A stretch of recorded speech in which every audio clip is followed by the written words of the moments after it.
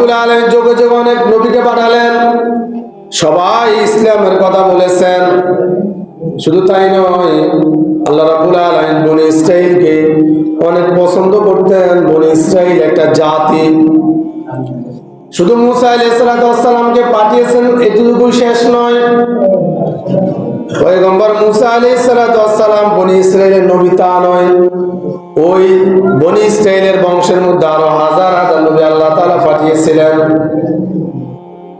ওয়ালাকাদ আতাইনা মুসাল কিতাবা ওয়াকাফাইনা মিন বাদি বিরুসুল ওয়া আতাইনা ঈসা ইবনে মারইয়াম আল বায়িনাতু ওয়া আইয়াদনাহু বিরূহিল কুদুস আফা কুল্লামা জাআকুম রাসূলুম বিমা লা তাহওয়া আনফুসুকুম মুস্তাকবারতুম ফাফারিকুম কাযাবতুম ওয়া ফারিকুম তাকতুলুন। সূরা বাকারার 87 এবং 88 নম্বর আয়াত। রব্বুল আলামিন বলতেছেন, ওয়ালাকাদ আতাইনা মুসাল কিতাবা ওয়াকাফাইনা মিন বাদি বিরুসুল। মুসা পয়গম্বরকে আল্লাহ তাআলা পাঠিয়েছেন বনি ইসরাইলের নবী হিসেবে।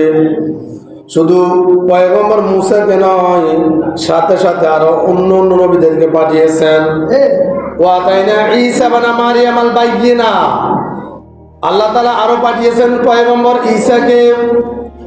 ওয়া আইয়াদনাহু বিরূহিল কুদুস, রূহুল কুদুস জিবরাইল আলাইহিস সালামের মাধ্যমে আল্লাহ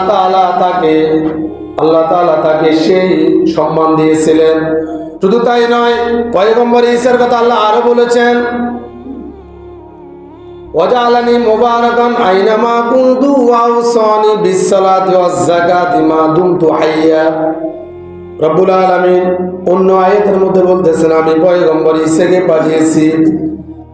আর যখন তার মা নিজের পবিত্রতা নিয়ে সন্দেহ পোষণ করলো, কেননা পয়গম্বর ঈসাকে আমি আল্লাহ তাআলা বাবা ছাড়া পাঠিয়েছিলাম। ওয়াজআলানি মুবারাকান, আমি তাকে বরকতময় করেছি। আইনামা কুনতু ওয়া আওসানি,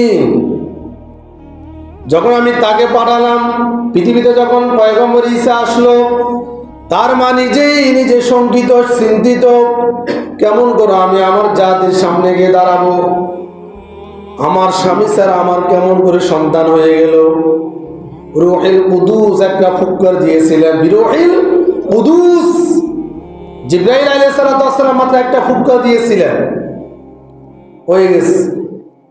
রব্বুল আলামিন বাবা ছাড়াও পাঠিয়েছিলেন ঈসা আলাইহিস সালামকে, আবার বাবাও নাই মাও নাই, পাঠিয়েছিলেন পয়গম্বর আদম, ঠিক কিনা? আল্লাহ তাআলা যখন পাঠাবেন বাবা লাগে না, মা লাগে।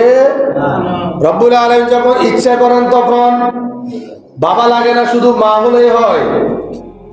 তিনি চিন্তায় পড়ে গেলেন, আমি কেমন করে জাতির সামনে গিয়ে দাঁড়াবো।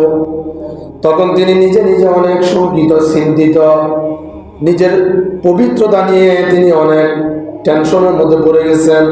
রব্বুল আলামিন ডাক দিয়ে বলতেছেন, মারিয়াম টেনশন করো না, আমি তোমার কলিজার মধ্যে, তোমার কোলের মধ্যে যে বাচ্চা দিলাম, তুমি বলবে আমি আজকে রোজা, ইশারাতে বলবে।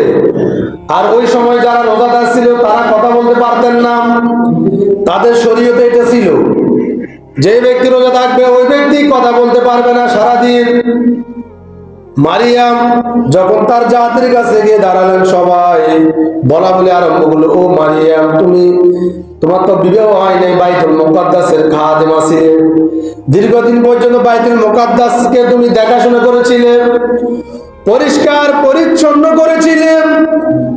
আমরা তো জানি তুমি অনেক পবিত্র, কিন্তু কেমন করে তোমার চরিত্রটা হরণ হয়ে গেল, কেমন করে তুমি তোমার ইজ্জতটা শেষ করে দিলে, বিবাহ ছাড়া কেমন করে সন্তান হলো, গোটা জাতি অবাক হয়ে গেল। কথা বলেন ঠিক কিনা?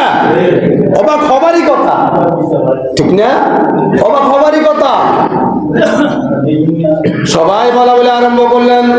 মারিয়াম আলাইহিস সালাম বলতেছেন, আমি আজকে রোজা, ইশারাতে বললেন, আমার কোলে যে আছে তাকে জিজ্ঞাসা করো, আমার কোলে যে বাচ্চা আছে তাকে তোমরা জিজ্ঞাসা করো, সে বলবে, আমি কিছুই বলতে পারবো না। রব্বুল আলামিন কোরআনুল কারীমে তাদের এই কথাগুলো কোট করে দিলেন। আর ঈসা পয়গম্বর বলতেছেন, ক্বালা ইন্নী আব্দুল্লাহ, আমি আল্লাহর গোলাম। হাজার হাজার মানুষের সামনে সাক্ষ্য দিতেছেন কোলের বাচ্চা, ক্বালা ইন্নী আব্দুল্লাহ, আমি আল্লাহর দাস। আমরা কার দাস? জোরে বলেন, আমরা কার গোলাম? সন্দেহ আছে?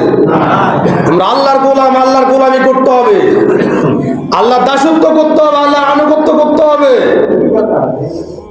ক্বালা ইন্নী আব্দুল্লাহ আতানিয়াল কিতাব ওয়া জাআলানি নাবিয়্যা। ও জাতির লোকেরা, আতানিয়াল কিতাব, আমার মালিক আমাকে কিতাব দিয়েছে। কি দিয়েছে? কোলের বাচ্চা, অথচ বলতেছেন আমি নবী। আতানিয়াল কিতাবা, আমাকে কিতাব দিয়েছে। ওয়া জাআলানি নাবিয়্যা, শুধু কিতাব দিয়েছে তা নয়, আমি রব্বুল আলামিনের পয়গম্বর।